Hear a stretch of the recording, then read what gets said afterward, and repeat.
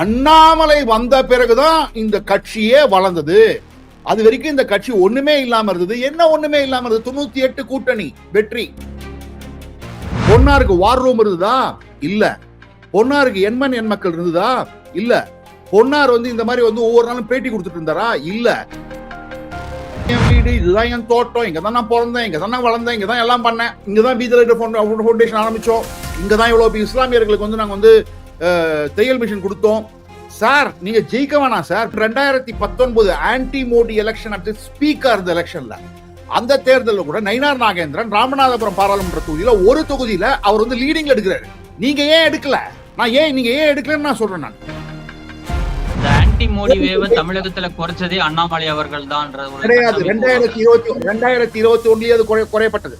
அதை குறைச்சது எல் முருகன். நீங்க எண்மண் எண் மக்கள் யாத்திரால உங்களுடைய இமேஜை பூஸ்ட் பண்ணிட்டீங்க. நீங்க வீடியோலாம் பாருங்க, ஒவ்வொரு வீடியோவும் பாருங்க, அவருடைய இமேஜை பூஸ்ட் பண்ணிட்டாரு. பிஜிஎம் போட்டு ரீல்ஸ் போட்டு அப்படி நடந்து வருவார். கண்டிப்பா நான் கொடுக்க மாட்டோம்னா அப்படின்னாரு. அடுத்த நாள் பாட்டாளி மக்கள் கட்சியோட தைலாபுரத்துல பிரேக்ஃபாஸ்ட் முடிச்சுட்டு வந்துட்டாரு. நான் 11:30 மணிக்கு மெசேஜ் வைக்கிறேன். Sir I hope Sriperumbudur BJP only contest, lotus only should contest, relax நான் சில் நான் அப்படின்னாரு. அப்பயே தெரிஞ்சிருச்சு, ஓகே புட்டுக்குச்சு போடணும். வீத லீடர்ஸ்ல மக்கள் போயிட்டு பஸ் ஸ்டாண்ட்ல போய் நிக்கிறாங்க, உறுப்பினர் சேர்க்காங்க. பாஜக இருக்கும்போது உறுப்பினர் சேர்க்கை இவர் என்ன பண்ணாரு? அப்புறம் 90% ஆஃப் த டைம் நான் முட்டு கொடுக்க வேண்டியிருக்கு, டிஃபென்ஸே ஆட வேண்டியிருக்கு. நீங்க பிஜேபியில இருந்து ஸ்டேட் பிரசிடென்டா இருந்தா அதை தாங்க பண்ணணும். இனிமேல் உங்களுக்கு நாங்க முட்டு கொடுத்தோமேங்க.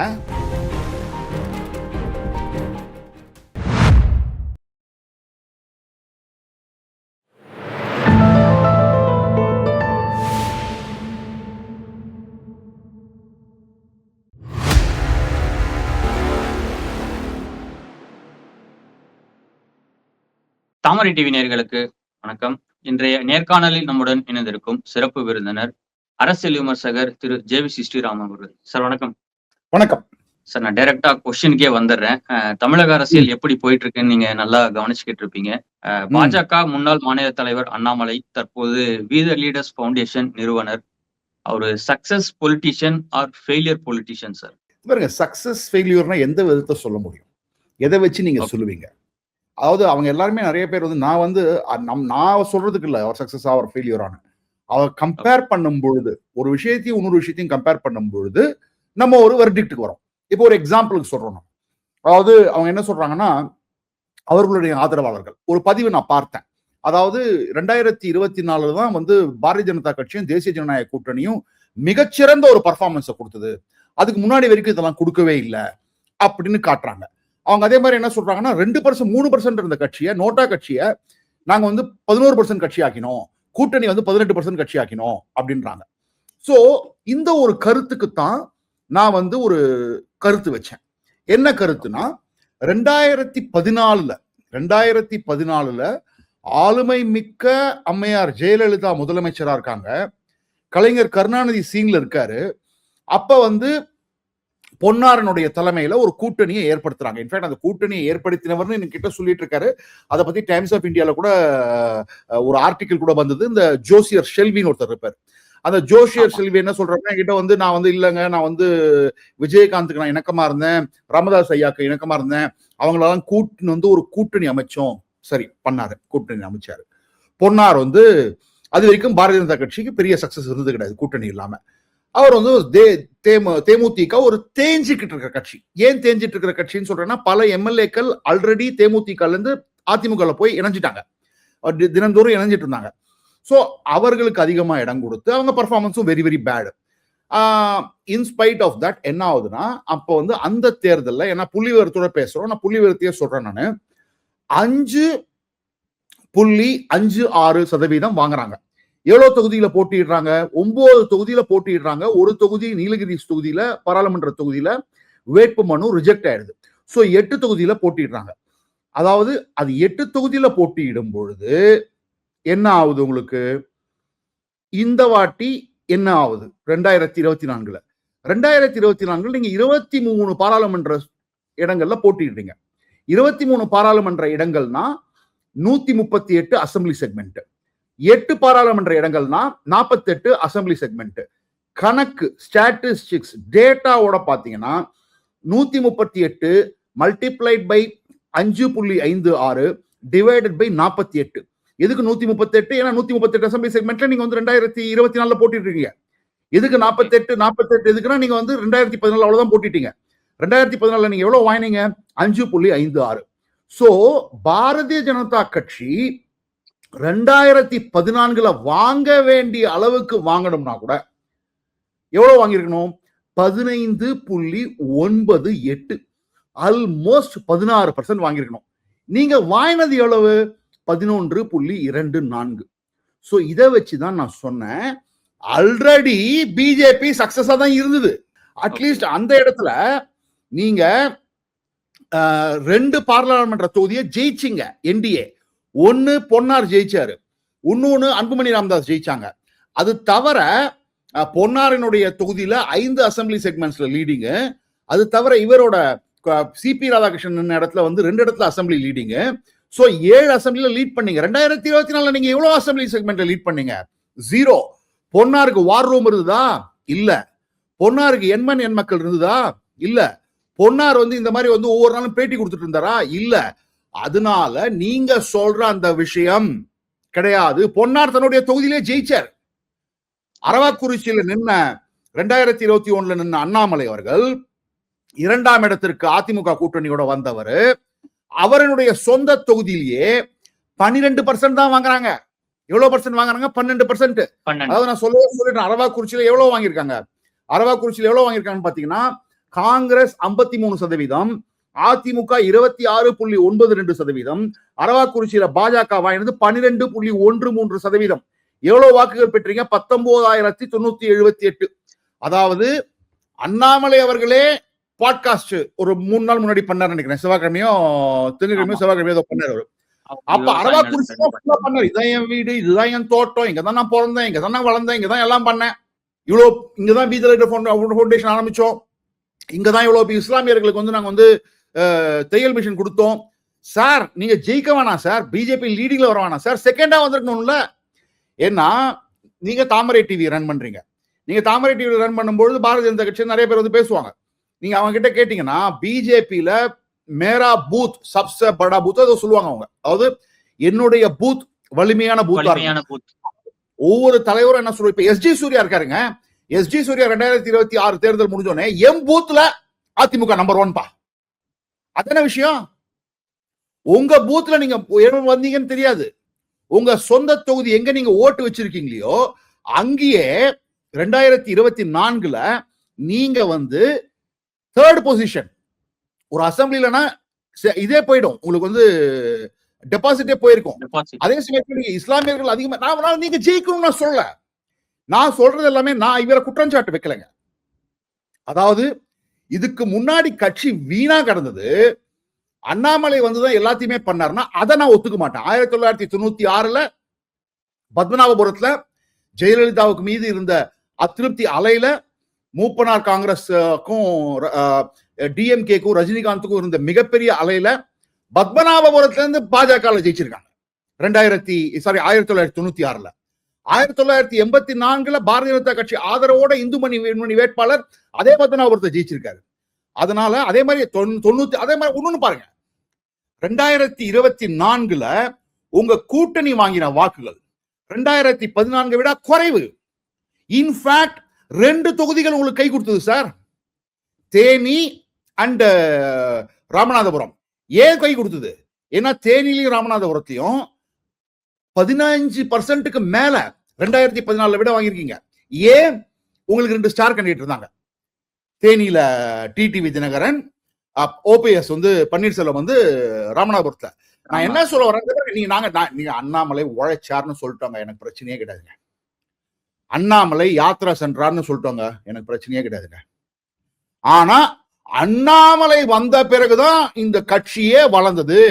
அது வரைக்கும் இந்த கட்சி ஒண்ணுமே இல்லாம இருந்தது. என்ன ஒண்ணுமே இல்லாம இருந்தது? 98 கூட்டணி வெற்றி, 99 கூட்டணி வெற்றி, 1996 கூட்டணியே இல்லாம ஒரு சீட்ல ஜெயிச்சாங்க. 2021 4 அசம்பிளி செக்மெண்ட் ஜெயிச்சாங்க. 2014 பொன்னாரே ஜெயிச்சாரு. அது தவிர வந்து அன்புமணி ராமதாஸ் ஜெயிச்சாரு. உங்களுடைய தலைமையில எவ்வளவு தொகுதி ஜெயிச்சீங்க? எவ்வளவு தொகுதி ஜெயிச்சீங்க?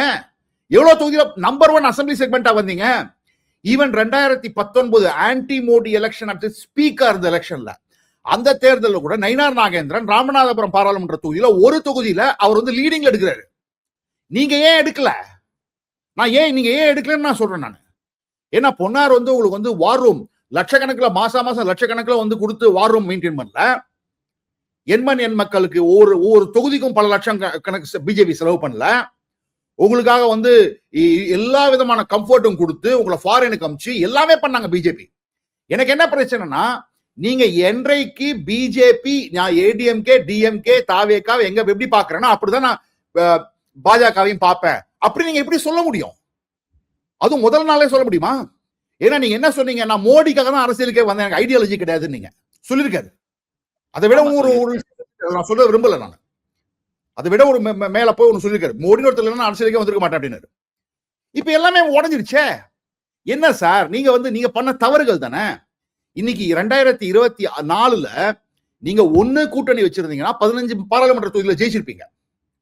நீங்க கூட்டணி வேண்டாம். நீங்க என்னை போன்றவர்கள்லாம் அதற்கு ஆதரவா தொலைக்காட்சிகள்ல பிராந்திய தொலைக்காட்சியும் சரி பிளஸ் நேஷனல் சேனல்லையும் சரி ரீஜனல் அண்ட் நேஷனல் சேனல்ஸ் போய் கத்துன்னு கத்தினோம். அன்னைக்கு 15 தொகுதி ஜெயிச்சிருந்தீங்கன்னா 26ல ஓகே என்டிஏ தான் ஆப்ஷன் டிஎம்கேக்கு அப்படின்னு டிவிக்கு ஆட்சிக்கே வந்திருக்காது இல்ல. நீங்க அந்த கூட்டணியை பிரேக் பண்றதுக்கு எல்லா விதமா யூஸ் பண்ணீங்கல்ல. நீங்க என்ன ப்ராமிஸ் பண்ணீங்க? ஒரு நேஷனல் சேனல் நீங்க ப்ராமிஸ் பண்ணீங்க 25% வாங்குறேன் நான். நாவிகா குமார் தான் சேலஞ்ச் பண்ணுவார், 25% நான் வாங்குறேன்னு. எங்க வாங்கினது 14.24 தானே. ஏன்? அதுவும் நான் சொல்றேன் 14 தொகுதிகள் நீங்க வந்து வாங்கியிருப்பீங்க. ஏன்னா ஆன்டி மோடி வேவ்ங்கிறது இல்லங்க. மோடிக்கு சப்போர்ட்டா ஒரு 30% இருந்தது, 28ல இருந்து 30% இருந்தது. இந்த ஆன்டி மோடி வேவ தமிழகத்துல குறைச்சதே அண்ணாமலை அவர்கள் தான். கிடையாது, 2021 அது குறையப்பட்டது. அதை குறைச்சது எல் முருகன் வேல் யாத்திரை எடுத்துட்டு போனாரு. ஏன்னா அப்படி இருந்ததுன்னா அதிமுக கூட்டணியில பிஜேபி நிற்கும் போது 4 இடத்துல எப்படி ஜெயிப்பாங்க? அதுவும் 4 இடமும் சாதாரண இடம் கிடையாது. கோயம்புத்தூர் தெற்குல கமலஹாசனுக்கு எழுத்தாப்ல, மோடக்குறிச்சியில கட்சியினுடைய தலை சிறந்த தலைவர் Subbulakshmi Jagadeesan, former union minister, former state minister, Lok Sabha எம்பியாலா இருந்திருக்கிறவர், அவருக்கு எழுத்தாப்புல ஜெயிச்சாங்க. எல் முருகன் வெறும் 1000 வாக்குல தான் தோத்தாரு. நயினார் நாகேந்திரன் 25,000 வாக்குகளுக்கு மேல வித்தியாசத்தை ஜெயிச்சாரு. காந்தி ஜெயிச்சாரு. என்ன சார் ஆன்டி மோடி நீங்க மட்டும் தான் எடுத்தீங்கன்னு? ஆன்டி மோடி சென்டிமெண்ட் இன்னைக்கும் இருக்குங்க. ஆனால் ஆன்டி மோடி சென்டிமெண்ட் 2019ல இருந்த மாதிரி 24ல கிடையாது. ப்ரோ மோடி 30% திங்க் பண்ணுவாங்க. ஆனா உங்களுக்கு ஏன் வரல? நீங்க 18% உங்க கட்சி வந்திருக்கும். 26ல இருந்து 28% வந்து கூட்டணிக்கு வந்திருக்கணும். ஏன் வரல? 14 தவறுகள் பண்ணீங்க. நான் ஒவ்வொருத்தவரா சொல்றேன் உங்களுக்கு. ஏன்னா இன்னைக்கு அந்த தவறுகள் ஒண்ணு கூட்டணி வச்சிருக்கணும் சார். நீங்க கூட்டணி வைக்கலன்னா, நீங்க கூட்டணி வேண்டாம்னு சொன்னீங்களா, வெரி குட். நான் அன்னைக்கு ஆதரிச்சேன். நான் என்ன எதிர்பார்த்தேன்? 18% பிஜேபி எடுக்கும், 25%க்கு மேல என்டிஏ எடுக்கும், அதிமுக 20% தான் வரும். அப்படிங்கிற பட்சத்துல ஒருவேளை கூட்டணி அமைஞ்சாலும் 26ல ஒரு respectable number of seats BJP நிக்கலாம், தயார் செய்யலாம். 2022ல இருந்து அடிச்சிட்டு இருந்தோம் நாங்களாம். முன்னாடியே சீட்ஸ் ஃபைனலைஸ் பண்ணுங்க, கேண்டிடேட்டை ஃபைனலைஸ் பண்ணுங்கன்னு. உங்களுக்கு கூட்டணி கிடையாதுங்க. உங்களுக்கு கூட்டணி இல்லைன்னு செப்டம்பர் மாசமே சொல்லிட்டாங்களே. நீங்க மார்ச் 2ஆம் தேதியோ 3ஆம் தேதியோ முதல் லிஸ்ட் வருது. தெலுங்கானா லிஸ்ட், தெலுங்கானால தேர்தலே மே மாசம் ரிலீஸ் பண்ணிட்டாரு கிஷன் ரெட்டி, அரவிந்த் தர்மபுரி, பண்டி சஞ்சய்குமார்னு. நீங்க கடைசி மார்ச் 18, 19 வரைக்கும் இழுத்துட்டு இருக்கீங்க. ஏப்ரல் மாசம் 19 வரைக்கும் எலெக்ஷன், அதுவும் 2 லிஸ்டா வருது. ஏன் அவ்வளவு நாள் எடுத்துக்கிட்டீங்க? நீங்க கேண்டிடேட்டை ஃபைனலைஸ் பண்ண வேண்டியது தானே. கேண்டிடேட்டை ஃபைனலைஸ் பண்ணல, கட்டமைப்பு வைக்கல. நீங்க என் மக்கள் யாத்திரால உங்களுடைய இமேஜை பூஸ்ட் பண்ணிட்டீங்க. நீங்க வீடியோலாம் பாருங்க, ஒவ்வொரு வீடியோவும் பாருங்க, அவருடைய இமேஜை பூஸ்ட் பண்ணிட்டாரு. பிஜிஎம் போட்டு ரீல்ஸ் போட்டு அப்படி நடந்து வருவார். நல்லாதான் இருந்தது பாக்கிறதுக்கு. ஆனா அதே பண்ணத கட்டமைப்பும் பண்ணி கேண்டிடேட்டையும் ஐடென்டிஃபை பண்ணிருந்தீங்கன்னா, நீங்க ஒரு 28% ஜெயிச்சிருந்தீங்கன்னா அதிமுக 20% கிட்ட வந்திருக்கும் கூட்டணிக்கே. அப்படிங்கிற பட்சத்துல உங்களுக்கு அதிகமான இடங்கள் கிடைச்சிருக்கும். 2020 either alliance or this way. என்ன சார் 14 இடம் சார், ஒரு இடம் 2 இடம் இல்ல. திருவள்ளூர்ல தேவேந்திர குல வேளாளர் நிக்கிறீங்க. அங்க இருக்கிறது எல்லாமே வேற காஸ்ட், ரிசர்வ்டு கான்ஸ்டிட்யூன்சி. 3ஆவது இடத்துக்கு தள்ளப்படுறீங்க. அந்த ஊரே கிடையாது, ஒரு பொன்பாலனது. சவுத் சென்னை. சரி, முடிவு பண்ணிட்டீங்களா? தமிழிசை தான் முடிவு பண்ணா முன்னாடியே முடிவு பண்ண வேண்டியது. கடைசி நிமிஷத்தை வந்து இறக்குறீங்க அவங்கள. அது சென்ட்ரல் பிஜேபி தான் பண்ண தவறு. ஆனா அண்ணாமலையும் சொல்லிருக்கலாம்ல. அங்க அதுல அண்ணாமலை மட்டும் நான் குறை சொல்ல மாட்டேன், சென்ட்ரல் பிஜேபியும் சொல்லுவேன். ஏன்னா கடைசி நிமிஷத்துல ஒரு கேண்டிடேட் இருக்கீங்கன்னா அவங்களுக்கு தெரியாது, பாவம். அவங்கள நான் குற்றம் சொல்ல, அவங்களுக்கு கரெக்டா ஆலோசனை சொல்லிருக்கணும்ல. இல்லங்க, இங்கெல்லாம் ஜெயிக்கலாம் முடியாதுங்க, நம்ம 2வது இடத்துக்கு தான் வரப்போறோம், நீங்க ஆளுநர் பதவி விட்டதுக்கு வரீங்க, ஒரு சான்ஸ் இருப்போம். இங்கே இருக்கிறவங்க நிறைய எச்ராஜாக்கே கொடுத்துருப்பாங்க, அவர் பேர் இருந்தது. நான் பேசினேன் அவர்கிட்ட, நான் பர்சனல் விஷயம் சொல்றேன். ஸ்ரீபெரும்புதூர்ல பாட்டாளி மக்கள் கட்சியோட கூட்டணி பேசுறதுக்கு முந்தின நாள் திங்கட்கிழமை அன்னைக்கு நான் மெசேஜ் வைக்கிறேன் அவருக்கு, தயவு செய்து ஸ்ரீபெரும்புதூர் சீட்டை வந்து நீங்க பாட்டாளி மக்களுக்கு கொடுத்துடாதீங்க. நாங்க இப்பதான் ஒரு ஒப்பீனியன் போல் ரன் பண்ணோம், ஒரு ரவுண்டு தினமலருக்காக இப்பதான் ஆரம்பிச்சிருக்கோம், ஸ்ரீபெரும்புதூர் தான் ஆரம்பிச்சிருக்கோம். இப்பயே 28-32% வருது பிஜேபிக்கு. ஆனா கண்டிப்பா நான் கொடுக்க மாட்டோம்னா அப்படின்னாரு. அடுத்த நாள் பாட்டாளி மக்கள் கட்சியோட தைலாபுரத்துல பிரேக்ஃபாஸ்ட் முடிச்சுட்டு வந்துட்டாரு. நான் 11:30 மணிக்கு மெசேஜ் வைக்கிறேன், sir I hope Sriperumbudur BJP only contest, lotus only should contest, ரிலாக்ஸ்னா சில்னா அப்படின்னு. அப்பயே தெரிஞ்சிருச்சு, ஓகே புட்டுக்குச்சு போடணும். வியாழக்கிழமை இன்னைக்கு மத்தியானம் எனக்கு வந்து ஒருத்தர் கிட்ட மெசேஜ் வருது, என்ன ஜேவிசி நீங்க ஸ்ரீபெரும்புதூர் பத்தி சொல்லிட்டு இருக்கீங்க, ஸ்ரீபெரும்புதூர் தமிழ் மாநில காங்கிரஸ் கொடுத்துட்டாங்க அப்படின்னு. தமிழ் மாநில காங்கிரஸ் யாருமே டிக்கெட் அங்க கண்டெஸ்ட் பண்றதுக்கே ஆள் இல்ல, அங்க கீழே இருக்கு சைக்கிள் சின்னம், மக்கள் போய் தாமரை தேடிட்டு இருக்காங்க. இதெல்லாம் உண்மையில நடந்த விஷயம். நீங்க 30% வாங்கியிருந்தீங்கன்னா, நீங்க 30% வாங்கியிருந்தீங்கன்னா உங்களோட யோசிச்சு பாருங்க எவ்வளவு ஏறி இருக்கணும். 3வது 4வது சிதம்பரத்துல ஒர்க் பண்ணவர் தடா பெரியசாமி, நீங்க காத்தியாயினியை கொண்டு வந்தீங்க, அவங்க வெள்ளூர் குடியாத்தம்காரங்க, அவங்களுக்கு கொடுக்க கூடாது நான் சொல்ல வரல, அவங்களுக்கு வேற ஏதாவது கொடுத்துருக்கலாம், அவங்கள கொண்டு போய் இங்க கொண்டு வரீங்க. காலி. நாகப்பட்டினம் நிக்காதீங்க, அங்க ஜான் பாண்டியன் நிற்கவீங்க, இல்ல தமாக கொடுங்க, ஏன்னா டெல்டால தான் தமாக ஏதோ இருக்கும், அவங்க கொடுங்க, அவங்களுக்கு ஒரு சீட்டு போதும்னாங்க அவங்க. இல்ல நாகப்பட்டினத்தை நம்மால அனுப்போம், நாகப்பட்டினத்தை உங்களுக்கு கட்டமைப்பே கிடையாது, எவ்வளவு % வாங்கிருக்காங்கன்னு போய் பாருங்க நீங்க. நாகப்பட்டினத்தை திருச்சி டிடிவி வேணான்றாரு, எனக்கு இந்த சீட் வேணான்றாரு, எனக்கு ஒரு சீட் போதும்ன்றாரு, அந்த சீட்டை கொண்டு போய் நீங்க டிடிவி கொடுக்குறீங்க. இப்ப அதனால என்னாச்சு, திருச்சியில நீங்க வளர்ச்சியே இல்லை உங்களுக்கு. திருச்சியில என்றைக்குமே வெளி மாவட்டங்கள்ல இருந்து வெளிநகர மாநகரங்கள்ல இருந்து வரவங்களுக்கு வாய்ப்பு கொடுக்கப்படும். ரங்கராஜன் குமாரமங்கலம் பிஜேபி நின்று 2 வாட்டி ஜெயிச்சாரு. துரை வைகோ அவர் அந்த தொகுதி கிடையாது, வேற தொகுதி தான், அவர் வந்து நின்னாரு. குஷ்பு சுந்தரர் இருக்கலாமே, திருச்சி மாதிரியான தொகுதி வந்து உங்களுக்கு வந்து வரவேற்கும். விட்டீங்க. அடுத்தது சிவகங்கை, ஜாகிரபியும் தெரியாது, டெமோகிராபியும் தெரியாது, அங்க ஃபுல்லா போடி கோட்டு. அங்க வந்து பாத்தீங்கன்னா முத்திரையர் இருக்காங்க, முத்திரையர் அவ்வளவா சப்போர்ட் பண்ணல நம்ம பிஜேபிக்கு. ஆனா மறவர் அங்க அதிகம், கல்லர் அதிகம், கல்லர் தான் இருக்கிறதுல அதிகம். டிடிவி கூட்டணிக்குள்ள வந்ததுனால கிடைச்ச ஓட்டுது. அவருக்கு டெமோகிராபியும் ஜாகிரபியும் தெரியாது. அங்க ஆக்சுவலா வந்து டிடிவிக்கு இது கொடுத்தது போல, திருச்சி கொடுத்தது போல தேர்போகி பாண்டி கொடுத்திருந்தீங்கன்னா அவர் ஒரு 26-27% வாங்கியிருப்பார், அவருக்கு தொகுதி தெரியும். இவருக்கு ஜிமோகிராபி தெரியாது, ஜாகிரபி தெரியாது, எங்க போய் நிக்கிறது, எங்க போய் கேள்வி கேட்கறது, யார்கிட்ட பேசுறது ஒண்ணுமே தெரியாது. அடுத்தது வாங்க மதுரை, உழைச்சது ஃபுல்லா பிரமுகர் சீனிவாசன் முதல்ல, அப்புறம் அவருக்கு வந்து கிடைக்காதுன்னு தெரிஞ்சிருச்சு. அவர் விருதுநகர்ல போய் வேலை பண்றாரு. திடீர்னு விருதுநகர்ல வேலை பண்ணவரை கொண்டு வந்து திரும்பி இங்க உனக்கு வைக்கிறாங்க, ஒரே கன்ஃபியூஷன். அப்பயும் ஒரு செகண்ட் வர்றாரு. அடுத்த தொகுதி விருதுநகர், ராதிகா, அவங்களுக்கு சம்பந்தமே கிடையாது, சரத்குமாருக்கு தூத்துக்குடியில கொடுத்துருக்கணும். நீங்க ராதிகா சரத்குமார் கொடுத்து என்ன பண்றீங்க, 3rd பொசிஷன் அகைன் 15% ஓட்டு வாங்குறீங்க. அடுத்து தூத்துக்குடியில தமிழ் மாநில காங்கிரஸ் கொடுக்குறீங்க. ஆக்சுவலா நான் வந்து வியாழக்கிழமை அன்னைக்கு, அதாவது அனௌன்ஸ் பண்ண அன்னைக்கு. இந்த இடத்துல இன்னொரு கேள்வி, அண்ணாமலை அவர்கள் கரூர் தொகுதியில தான் போட்டி போடுவார்னு நினைச்சாங்க, அவரு ஏன் கோவைக்கு போனாரு? அவர் வந்து கரூர்ல நின்னார்னா அவருக்கும் இதே கட்சி தான் அவன் தெரியுங்க, அதனாலதாங்க அவர் போனாரு. அதான் கேட்கிறேன், அரவாக்குறிச்சியில நீங்க வந்து 12% தான் வாங்கிருக்கீங்க. அப்படின்னா நீங்க முதல்ல 2021 நின்னதே தப்பு. நீங்க ஜெயிக்கிறதுக்காக நிக்கலையா, தோக்கிறதுக்காக தான் நிக்கிறீங்களா? நான் வரிசையா சொல்லிடுறேன், தூத்துக்குடி கேண்டிடேட்டே கிடையாது. தென்காசி அடிச்சுக்கிட்டோம், ஜான் பாண்டியனை கொடுக்காதீங்க, ஜான் பாண்டியன் கொடுத்தா இவரோட சீட்டே காலி. ஒரு few thousand ஓட்ஸ் இதுலயே போயிடும், கோயம்புத்தூர்ல கூட போயிடும், மறவர் ஓட்டு இருக்கு. அது தவிர இவரு ஆனந்தனையாசாமி வத்ராப்புல இருந்து செங்கோட்டை வரைக்கும் மோடி, அண்ணாமலை, ஆனந்தனையாசாமி, தாமரைன்னு ஃபுல்லா போட்டிருக்காரு, ப்ரொமோட் பண்ணிருக்காரு. அவர் கட்சியை ப்ரொமோட் பண்ணிருக்காரு, தன்னை மட்டும் ப்ரொமோட் பண்ணல. அங்கே செங்கோட்டை பார்டர் வரைக்கும். ஆனா கொடுத்து ஜான் பாண்டியன். திருப்பூர் கடைசி எல்லார்கிட்டையும் ப்ராமிஸ் பண்ணிட்டாரு, உங்களுக்கு கொடுக்குறேன், கடைசி நிமிஷத்துல ஏபி முருகானத்தை நிறுத்துறாங்க. திருப்பூர் இருக்கிறவங்க எல்லாருமே காரியகர்த்தா பூரா வந்து பலனம் ஓட்டான். ஏன்னா இவர் இருக்கிறார் பல்லடத்துல, கோயம்புத்தூர் இருக்கிறாரு.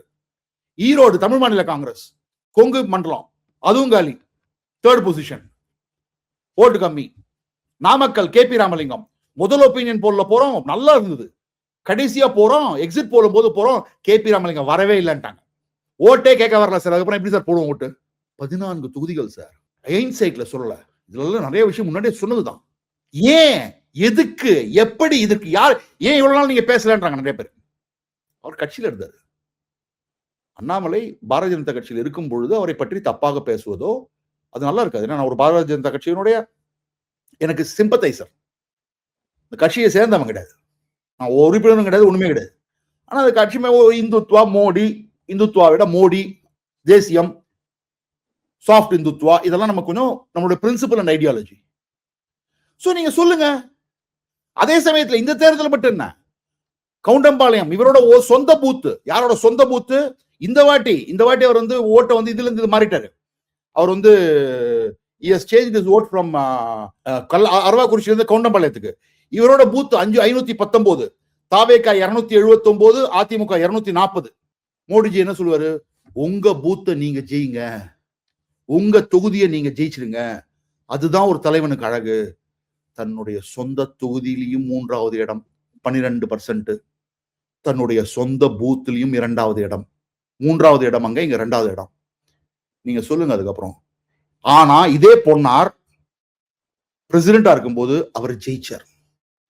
இதே நயினார் ஒரு தொகுதியிலாவது அவர் லீடிங் எடுத்தாரு. நீங்க கோயம்புத்தூர்ல ஒரு தொகுதியில் கூட லீட் எடுக்கல. சிபிஆர் விட நீங்க அதிகமா பர்சன்டேஜ் வாங்கலையே, இவ்வளவு தூரம் பண்ணியும். ஏன்னா நீங்க கள அரசியல் பண்ணல. கோயம்புத்தூர் எலெக்ஷன் முடியுது, உடனே வந்து பிரஸ் மீட்ல சொல்றாரு இவ்வளவு பேர் ஓட்டே இல்ல. ரோல்ஸ் பார்க்கணும்ல சார்.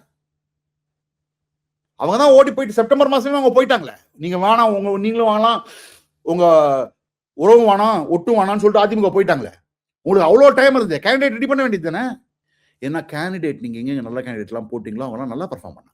ஸோ இதுதான் நான் எனக்கு வந்து நான் வந்து பதில் வந்து டேட்டாவோட சொல்றேன் சார். இல்ல, அதே மாதிரி ட்விட்டர்ல ஒரு பதிவு ஒன்று போட்டிருந்தீங்க, என்டிஏவே உடைக்கிறதுக்கான வேலையை அண்ணாமலை பார்த்தாருன்ற மாதிரி சொல்லியிருந்தீங்க. அது என்ன நோக்கமா இருக்கும் அவருக்கு? என்டிஏவை உடைக்கிறதுக்குன்னு இல்லை, என்டிஏ தான் உடைஞ்சிருச்சு. அதிமுக அவருக்கும் அதிமுக என்ன பிரச்சனை 2024 தேர்தலில் அதை பார்த்தாருன்னு சொல்லி போட்டிருந்தீங்க. நிறைய விஷயம் இருக்குங்க. அதாவது நிறைய பேசணும்னா பேசலாம். அதாவது நிறைய அதாவது அண்ணாமலை மாதிரி ஒரு விஷன் உள்ள தலைவரை பார்க்கவே முடியாது. ஆனா அண்ணாமலைக்கு அந்த விஷனை எக்ஸிக்யூட் பண்ண தெரியாது. ஆர் பிஜேபியில இருந்த வரைக்கும் பண்ணதில்லை. மேபி பண்ண வேணான்னு இருந்தாரோ. ஏன்னா இன்னைக்கு வீத லீடர்ஸ்ல வந்து மக்கள் போயிட்டு பஸ் ஸ்டாண்ட்ல போய் நிற்கிறாங்க, உறுப்பினர் சேர்க்காங்க. பாஜக இருக்கும்போது உறுப்பினர் சேர்க்கை இவர் என்ன பண்ணாரு? கேள்வி. இன்னைக்கு வீத லீடர் வந்து தாராபுரம் பஸ் ஸ்டாண்ட்ல நிற்கிறாங்க, மாதவரம் மார்க்கெட்ல இருக்காங்க, பெஞ்ச் போட்டு உட்கார்ந்துட்டு இருக்காங்க. நீங்க என்ன பண்ணீங்க? இல்லம் செல்வோம் உள்ளம் வெல்வோம். நீங்க இல்லம் செல்வீங்களா, உள்ளம் வெல்லுவீங்களா? 1000 அண்ணாமலை கிரியேட் பண்றேன். எவ்வளவு என்ன கிரியேட் பண்ணாரு அவரு? இதெல்லாம் தான் கேள்வி. ஒவ்வொரு கிராமத்திலையும் ஒவ்வொரு இரவு போய் தங்குவோம்னாரு. தங்கினீங்களா? எவ்வளவு கிராமத்தை தங்கினீங்க சார்? எண்மண் எண் மக்கள் யாத்திரையில எவ்வளவு காரியகர்த்தாவா சார் சந்திச்சீங்க?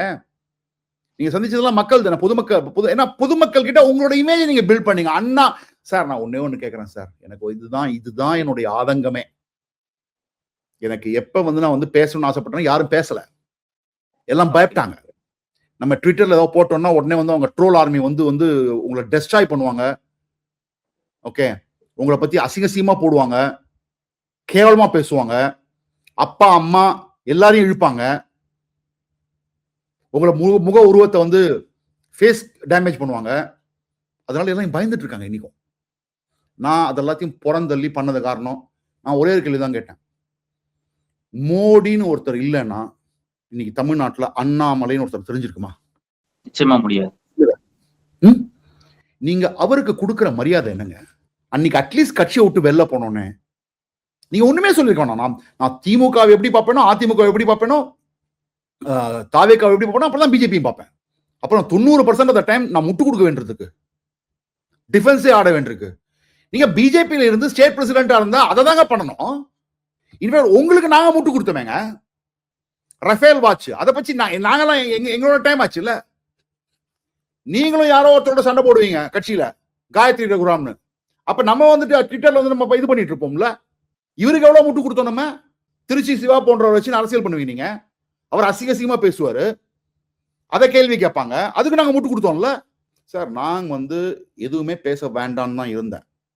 தொடர்ந்து அந்த வி த லீடர்ஸ் ஃபவுண்டேஷனுடைய மெம்பர்ஸ், அவர்களுடைய லாங்குவேஜ், அவர்களுடைய ட்ரோல்ஸ், அவர்கள் என் மீது வைத்த வன்மமான கமெண்ட் ட்விட்டர் ஃபேஸ்புக்லயா இருக்கட்டும், அப்பதான் நான் வச்சேன். இன்னைக்கு அடல் பிஹாரி வாஜ்பாயை வந்து அசிங்கப்படுத்துறாங்க வி த லீடர் ஃபவுண்டேஷன் இருக்கிறவங்க. அவருடைய திருமணம் கடந்த உறவுகள் பத்தி எல்லாம் பேசினா எப்படி இருக்குன்றாங்க. அடல்ஜி யாரு? அவரை பத்தி உங்களுக்கு தெரியுமா? அப்பேற்பட்ட PV நரசிம்மராவே இந்தியாவுக்கு ஒரு முக்கியமான தருணம் வரும்போது அவர் வந்து அவரோட கட்சிக்காரங்க போக்கல, முதல்ல அடல்ஜி போய் பார்த்தாரு. இந்த பினான்சியல் ரிஃபார்ம் கொண்டு போறேன், இல்லைன்னா நாடு பேங்க்ரப்ட் ஆயிடும், திவால் ஆயிடும். நான் என் கட்சிக்காரங்க கிட்ட கூட கேட்கல, உங்ககிட்ட தான் முதல்ல கேட்கிறேன். நீ அப்போஸ் பண்ணல அப்படின்னா நான் போறேன். என்ன என் கட்சிக்காரனே அப்போஸ் பண்ணுவோம்? தேசியவாதி சார் அவரு. மோடி அட்டாக் பண்றாங்க, அமித்ஷா அட்டாக் பண்றாங்க, நிர்மலா சீதாராமன் அட்டாக் பண்றாங்க. நிறுத்தலாம் இல்ல, ஒண்ணுமே வேணாம் சார். உங்க போட்டோவை டிபியா வச்சிட்டு இருக்கான் சார். என்ன அட்டாக் பண்றாங்க சார், ஒழுங்கு சார். என்ன அட்டாக் பண்ணிட்டே தான் இருக்கான். ஒரு வருஷமா அட்டாக் போன மாதிரி. என்னைக்கு நான் ஒரு ட்வீட் போட்டேனோ, இவர் ஒரு பிரஸ் மீட் வைப்பார் கோயம்புத்தூர் ஏர்போர்ட்ல, டெல்லியில இருந்து வந்தோடனே. அப்ப நான் போடுவேன், nation first, party next, self லாஸ்ட்னு. அது போட்ட 2வது நிமிஷத்துல இருந்து ஆயிரக்கணக்கில் வார் ரூம்ல இருந்து வந்து ட்ரோல் பண்ணாங்க. அது நிறுத்தல. என்ன எவ்வளவு அசிங்கப்பட்டு படுத்தி நான் பரவாயில்ல விட்டேன். நான் அண்ணாமலை டைரக்டாவே கேட்டேன், இல்லண்ணா எனக்கு தெரியாதுண்ணா, நான் சொல்லி யாரும் பண்றது இல்லைண்ணா, நீங்க சொல்லி பண்றாங்களா இல்லையான்னு தெரியாது, அட்லீஸ்ட் அவங்க பண்ணும்போது நீங்க நிறுத்திக்கணும்னு சொல்லிருக்கலாம். இப்ப என்னெல்லாம் பண்ணலாம் விடுங்க. ஆனா மோடி, அமித்ஷா, நிர்மலா சீதாராமன், மோடி என்ன தெரியும் அவருக்கு? அமித்ஷா என்ன அவ்வளவு பெரிய ஆளா? என்ன சாணக்கியன்? எங்கால் பின்னாடி ஒண்ணுமே. நாளைக்கு இதே சொல்லுவாருங்க. இன்னைக்கு அவங்க கிட்ட ஆதரவாளர்கள் எல்லாம் இருக்கிறவங்க எல்லாருமே பாதி பேர், முக்காவாசி பேர் பிஜேபியில இருந்து போனவங்க தான். இந்த 12 லட்சத்துல இருக்கிறவங்க அதுல எல்லாருமே என்ன நினைச்சிட்டு இருக்காங்கன்னா, அண்ணாமலை ஃபார் தமிழ்நாடு, மோடி ஃபார் இந்தியான்னு. அப்படி இல்லைன்னா என்ன பண்ணுவாங்க? ஏன்னா அடல் பிஹாரி வாஜ்பாய் அட்டாக் பண்றான். லாஸ்டா இன்னொரு கேள்வி. ராகுல் காந்தியை விட அண்ணாமலையை ஒப்பிட்டு ஒரு ட்வீட் ஒன்னு போட்டிருந்தீங்க. அந்த ஒப்பீடு சரியா சார்? ராகுல் காந்தி எப்படி ஒரு தொடர்ந்து ஃபெயில்யூரை சந்திச்சாரோ அதே மாதிரிதான் உங்களுக்கு வந்து அண்ணாமலை இது வரைக்கும் தொடர்ந்து ஃபெயில்யூர் சந்திச்சிருக்காரு. ஏன்னா அவர் அரவாக்குறிச்சியில் நின்னபோது தோல்வி, 2022 லோக்கல் பாடி எலெக்ஷன், பழைய லோக்கல் பாடி எலெக்ஷன் பார்த்து பாருங்க, இது பாருங்க, ஈவன் கன்னியாகுமரியிலே கம்மி பர்சன்டேஜ். இவரை காப்பாற்றணுங்கிறதுக்காக எல்லாரும் வந்து நல்லா பண்ணாங்க. கோயம்புத்தூர்ல ஒரு வார்டு கூட ஜெயிக்கல, ஒரு வார்டு கூட ஜெயிக்கல. ஓகே, அதுக்கு அடுத்து இவரை கர்நாடகா காமிச்சாங்க கோ இன்சார்ஜா, தோல்வி. அதுக்கப்புறம் 2024 தோல்வி. ஒரு அசம்பிளி செக்மெண்ட்ல கூட லீட் பண்ணல. அப்படி கூட பில்டப் கொடுத்தாங்க. ஆனா உண்மை என்னன்னா ஒரு அசம்பிளி செக்மெண்ட்ல கூட லீட் பண்ணல. 2014 5 இடத்துல பொன்னார் லீட் பண்ணாரு, 2 இடத்துல சிபி ராதாகிருஷ்ணன் லீட் பண்ணாரு, 4 இடத்துலயோ 5 இடத்துலயோ அன்புமணி ராமதாஸ் லீட் பண்ணாரு, அம்மையார் ஜெயலலிதா இருந்த போதே. அந்த என்டிஏ அங்க வாங்கின பர்சன்டேஜ் விட இங்க ஜாஸ்தி. 2026 பல தொகுதிகள்ல கேம்பெயின் பண்ணாரு. அவர் கேம்பெயின் பண்ண பல தொகுதிகள்ல தோல்வி. என்ன அவருடைய ஆதரவாளர்களே பரலரும் EDMK is equal to DMK அப்படின்னு போட்டு no vote to EDMK and DMK அப்படின்னு என்ன அர்த்தம்? அவர்களுடைய வாக்காளர்கள் பலரும், அவருடைய ஆதரவாளர்கள் பலரும், வி த லீடர்ஸ்ல இன்னைக்கு சேரக்கூடிய பலரும் விஜய் ஓட்டு போட்டாங்க. அவரே ஒயிட் அண்ட் காக்கில தான் வந்தாரு. So failure, electoral failure. அதை தான் நான் சொல்ல வந்தேன். ராகுல் காந்தியை 100 ஃபெயில்யூர்ன்றோம்ல, அதே மாதிரி தான்.